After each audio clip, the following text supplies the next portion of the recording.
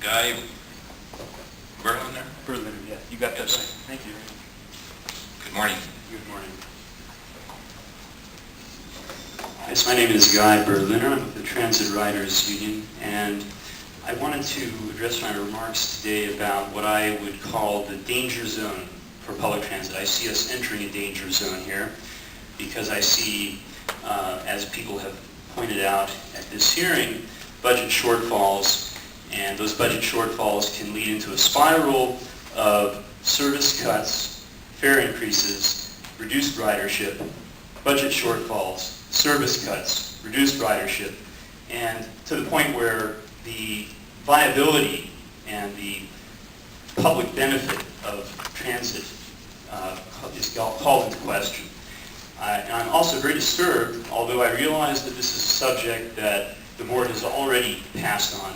I'm disturbed by the fact that even the most mundane private businesses generally have some appreciation for the value of having loss leaders, for example, for the sake of improved public image and public relations. The fact that TriMet is introducing it and has been on a campaign of introducing motions to eliminate, for example, fareless square or greatly reduce services offered in conjunction with fareless square, to me is emblematic of lack of sort of an emotional disconnect here. You know, it seems to me that the value of such a public amenity, for example, as a goodwill ambassador for public transit in our region, was completely neglected in evaluating that proposal that came, multiple years before the board. Last year, 2008, you considered the issue of the idea of cutting off all hours, cutting off all service after 7 p.m. In Fairless Square. And this year, you've gone forward with eliminating the bus service. And that also speaks to the fact that there's a greatly disproportionate impact represented by a measure like that, which I also think, has not been fully accounted for. I'm disturbed by the fact that, for example, elderly and disabled folks who need to go the 10 blocks from the river to Powell's Books, for example, will not have access to the bus 20 anymore, or unless they want to pay for $2 for that short distance. That's a differential impact that is disturbing to me. It also disturbs me that it's come to our attention that TriMet to at least partially address this issue, is considering strongly introducing tiered services, tiered levels of access for folks who are differentially impacted in those ways. So, for example, I guess there's a proposal out there that would allow for people who live within a certain proximity of what was formerly Fairless Square, and now is going to go by some other name, I suppose, to be able to apply for some discounted access to that area, which was formerly free to everyone. And the danger represented by this is that by introducing these kinds of tiered levels of access, you greatly dilute the overall general public value and perception that that transit has. Okay, it's very dangerous when you start creating these invidious distinctions between people. You lose the value of having transit be embraced by the entire population as a general public good. Okay, and I think I need you to conclude your comments, please. And so, in conclusion, I think that TriMet is in a danger zone.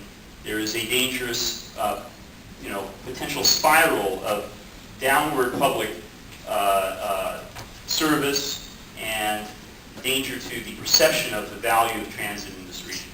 Okay, thank you, sir. Lou Church.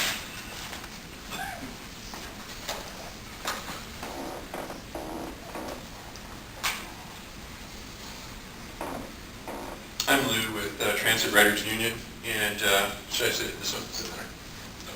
That's better.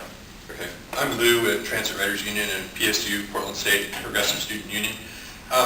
Transit Riders Union, I want to talk about three things, and I'm watching the 3 minutes worth. I want to talk about hypocrisy, lies, and propaganda. I'm going to be a lot less polite than Jason and Guy have been with Transit Writers Union. I gave Fred my business card. We've tried setting up 8 meetings with Fred and or Olivia over the past year, and Fred's canceled every single time. We still would like to meet with you. So that's the contact info. 15 minutes would be good. We know where the office is in TriMet. I think there's an issue overall, having not come quite as many board meetings as Jason has, that with accountability, when, for example, when on Fairless Square, Guy mentioned Fairless Square as a campaign, the board can still introduce a resolution to reconsider on Fairless Square if the board chooses to. I gave George, as board president, 1,400 signatures, 1,400 signatures of people who oppose cutting Fairless Square, cutting back on Fairless Square, starting to charge for buses. We think the incidents that have gained national and local media attention this week, probably the worst week since I've been coming to TriMet board meetings this year, for the reputation of the agency, need to be addressed. Fred mentioned 3 times that I noticed a rogue operator.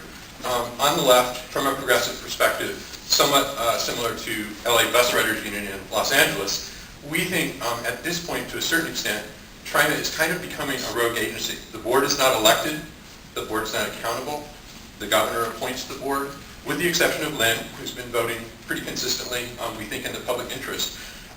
We have questions about the way that TriMet's going. We think Fairless Square is not just a loss, it's not a loss leader. We think Fairless Square is, as Joe Uris said, one of the most important things in Portland. I was asked to mention James Chassie. You can tell me, George, when I'm getting close. I'm trying to watch the time. In terms of James Chassie, we understand that Chris Humphreys, also was involved as a transit police officer with the death of James Chassie, not just the shotgun beanbag shooting of a 12-year-old.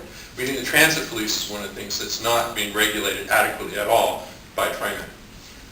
In terms of those 3 words I mentioned at the beginning, hypocrisy, lies, and propaganda, our experience, Transit Writers Union, this year has been the agency has a marketing department and is doing a really good job at marketing and using strategy to implement different changes. But it seems highly peculiar in some respects that apparently Steve, as manager of operations, is being considered in Phoenix as general manager when operations have been cut and services have been cut and Fairless Square is proposed to be cut in January.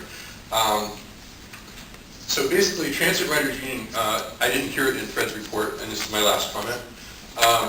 We did a picket of Portland Business Alliance. You may remember that Bernie Bottomley testified in favor of cutting Fairless Square. He's with Portland Business Alliance. We did that last week. Transit Writers Union is planning on doing more protests from the left, from a progressive perspective, not from the libertarian John Charles' point of view, to improve services and to make TriMet more accountable. Thank you, Mr. Church. You can call me Libby. Is there any further business? Okay, we are adjourned. Thank you. Happy Thanksgiving all.